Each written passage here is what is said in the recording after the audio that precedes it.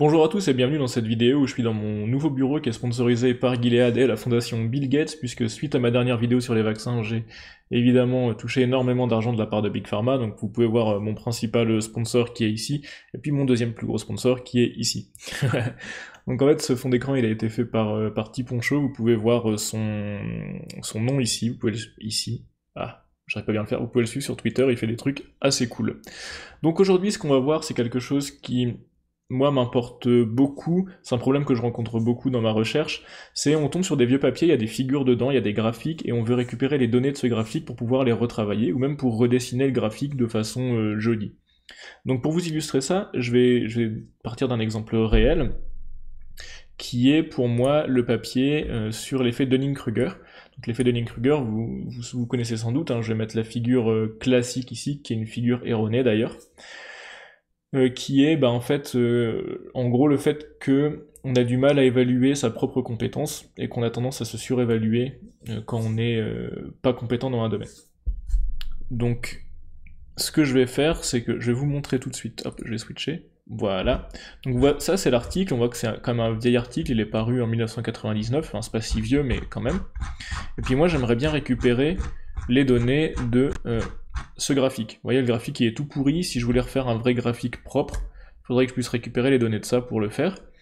Donc on va utiliser un package dans R qui permet de faire ça, qui s'appelle Digitize, vous allez voir c'est vraiment chouette. Alors il y a d'autres logiciels qui permettent de le faire en dehors de R, mais là on va dire que c'est pour travailler directement dans R. Donc ce qu'on doit faire d'abord c'est récupérer cette portion cette image en fait pour pouvoir la charger dans R, et pour ça il faut l'enregistrer ailleurs. Donc moi, personnellement, ce que j'utilise, c'est l'outil de capture d'écran de Windows. Donc c'est assez bête, hein, vous prenez juste votre graphe, clac, et puis vous l'enregistrez où vous voulez. Donc moi j'ai déjà fait, dans mon dossier ici, j'ai la figure, voilà. Elle s'appelle dunning.png, puis elle est dans le dossier Digitize.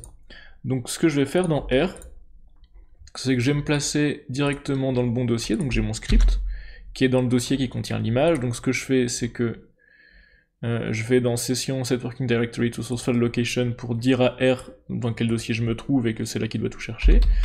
Je vais charger la librairie Digitize, et puis aussi je vais charger tout le tidyverse. C'est un peu bourrin, mais voilà. Mais c'est juste pour avoir des fonctions sympas pour retravailler les données ensuite. Donc bien évidemment, ce que vous devez commencer à faire si vous n'avez pas Digitize, c'est de l'installer en faisant package, install. Vous cherchez ici Digitize, hop, et puis vous l'installez. D'accord? Moi il est déjà installé donc j'ai pas besoin de le refaire, mais n'oubliez pas. On va attendre un petit peu, voilà. Donc Digitize est chargé, on va regarder tout de suite l'aide de Digitize. Il y a une seule fonction, elle s'appelle Digitize. C'est assez simple du coup. Donc ce qu'on doit faire, c'est juste faire Digitize et puis passer le chemin de l'image, ok. Et puis on enregistre ça dans quelque chose, donc ici il enregistre dans quelque chose qui s'appelle MyData, bon, puis ici on va mettre le chemin de l'image. Donc dans RStudio ça complète tout seul les chemins, vous pouvez juste effacer ça, mettre les guillemets, et puis ensuite si vous appuyez sur Tab, vous allez voir, vous pouvez choisir votre image. Donc on va prendre Dunning, et puis maintenant il suffit de se laisser guider par la fonction. Donc ce que ça va faire, c'est que ça va ouvrir l'image ici, sur le panneau de droite, et ça va nous dire quoi faire en dessous. Donc on charge, hop, vous voyez ça charge bien l'image ici, bon, on va la remettre un petit peu. Ce que ça nous dit, d'abord, c'est qu'il faut qu'on choisisse les points X, les points de calibration, en fait il faut qu'on explique à R ce que c'est les axes. Donc on va lui passer d'abord X1, ensuite X2, Y1 et Y2. Bon, là c'est un graphique qui est un peu bizarre, il y a des quartiles, donc moi ce que je vais dire c'est que la valeur qui est ici, ça vaut 25, ici 50, 75 et 100, on va le faire comme ça, pas forcément correct mais voilà. Ce qu'on va lui dire aussi, pour X1 et X2, en fait on n'a pas besoin de rester sur l'axe, on peut très bien cliquer ici, et ici, il va prendre que les coordonnées X, d'accord? Que les coordonnées sur l'axe horizontal. Donc je choisis mon X1, on essaie d'être un petit peu précis, mon X2, ensuite je vais choisir mon Y1 que je vais mettre à 0, mon Y2 que je vais mettre à 100, donc là j'ai choisi mes 4 points, et là il me demande, voilà, qu'est-ce que c'est les références, ici. Donc je vais lui dire, mon X1 on a dit que c'était 25, Mon x2, on a dit que c'était 100. Mon y1, on a dit que c'était 0. Et mon y2, on a dit que c'était 100. Donc là, il a fini la calibration, et maintenant il nous dit, bah, t'as juste à cliquer pour avoir tes points. Ok, donc ce qu'on va faire, c'est qu'on va... il y a plusieurs séries, il y a 2 séries, et Digitize, ce qu'il fait, c'est qu'il va juste nous sortir un tableau avec une colonne X, une colonne Y. Et nous, on a 2 séries de points, donc ce qu'on va vouloir faire, c'est prendre ces points dans l'ordre, pour ensuite après rajouter une colonne qui nous permet de savoir à quelle série ces points appartiennent. Enfin, c'est un peu confus, mais vous allez voir en le faisant. Donc je vais commencer dans l'ordre de la légende, toujours, donc d'abord Perceived, c'est celui-ci. Donc je vais cliquer, hein. Premier, bon, j'en essaie d'être précis, premier point, deuxième point, troisième point, quatrième point. Ensuite on passe à la deuxième série, premier point, deuxième point, troisième point, quatrième point, et puis on voit ici, faire échappe pour finir, donc on fait échappe, et on a bien un tableau qui s'appelle MyData et qui contient nos valeurs. Là c'est top. Donc maintenant, ben, je vous ai dit, il faut qu'on dise que ces 4 premiers points, ça appartient à la série Perceived, et les 4 derniers points à la série Actual. Donc ça, on va juste rajouter une colonne, bêtement. Donc là, on va faire avec le R de base, hein. Hop, une colonne qu'on va appeler groupe, et puis on va lui dire, on va juste créer un vecteur. Donc d'abord, on va dire que le vecteur il vaut Perceived 4 fois, et puis ensuite Actual 4 fois. Voilà, si on regarde ce que ça fait ça. Ok. Et donc ça, je vais le mettre dans une colonne qui s'appelle groupe. Hop. Et maintenant, si je regarde dans MyData, j'ai une colonne groupe où j'ai bien Perceived en fonction de Actual. On voit ici que mon X il est pas très propre, alors ce que je peux faire, c'est faire un arrondi. Comme ça, bah, mon X il vaudra bien 25, 50, 75, etc. Donc on va lui dire que MyData de X, bah, en fait ça vaut round de MyData X. Si on a été assez précis normalement, il n'y a pas de souci, on a bien 25, 50, 75, 125. Ok, donc on a notre X qui est bien propre. Et puis, bah voilà, maintenant ce qu'on peut faire, c'est s'amuser à faire le graphe, donc je vais le faire avec ggplot. Donc je vais reproduire exactement le même graphe qu'il y a ici, mais en propre, sous ggplot. Donc on va lui faire une... on va déjà mettre les points, AES, X, Y, ça change pas, et puis on va dire que la couleur... oh non, peut-être pas la couleur, peut-être la forme, parce qu'eux ils ont changé la forme, on va dire que la forme c'est... ça s'appelle groupe, ok. Hop. Voilà, bon c'est pas très propre, on va mettre une couleur, on va changer de couleur. Le graphe il est un peu petit, et d'accord, puis on va mettre aussi une... des lignes pour connecter, parce que ça c'est intéressant. Je code comme un pied aujourd'hui. Voilà, là on met des lignes, pouf. Et on a le même graphe que tout à l'heure.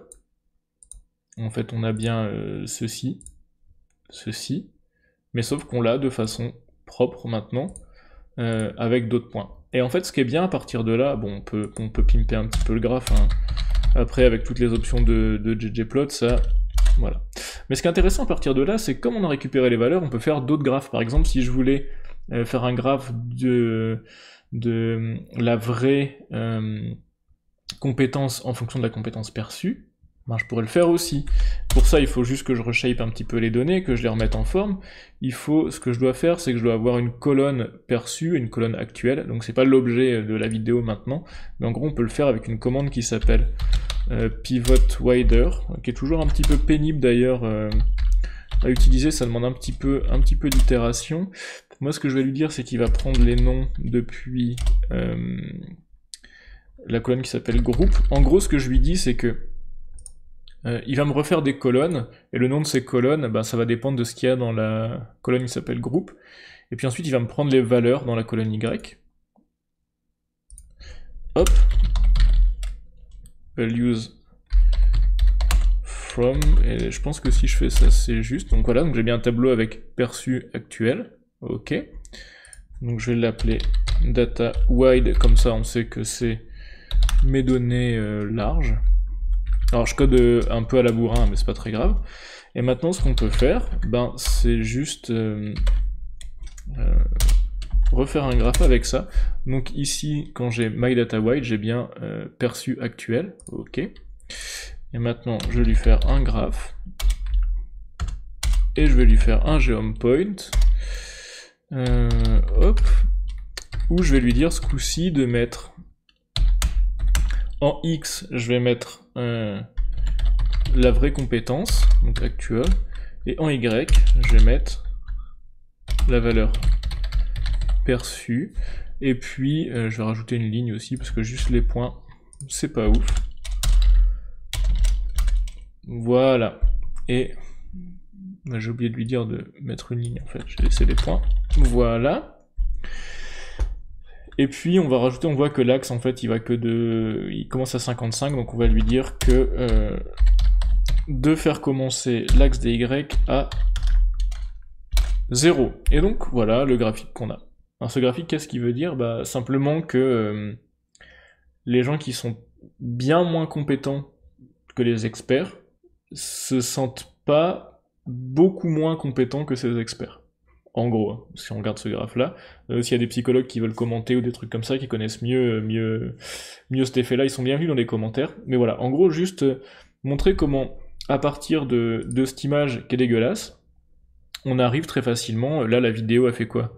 12 minutes, et encore j'ai pris le temps de vous expliquer, mais à récupérer les points, les mettre dans un tableau, refaire une petite mise en forme de données pour faire un autre graphique. Voilà. Et ça, c'est un petit tip qui est vraiment très pratique. Donc voilà, c'est la fin de cette vidéo, j'ai fait court. Dans la prochaine, qui sortira, je sais pas, peut-être la semaine prochaine, on fera le même exercice, mais sauf qu'au lieu de récupérer des données depuis des figures, on récupérera des données depuis des tableaux.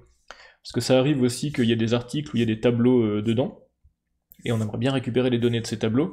Et là, il y a plusieurs façons de faire aussi, c'est assez marrant, mais il y a un package R qui permet de le faire, et de récupérer directement les données des tableaux dans R. Donc c'est assez cool, et je vous en parlerai la prochaine fois. Voilà, à la prochaine.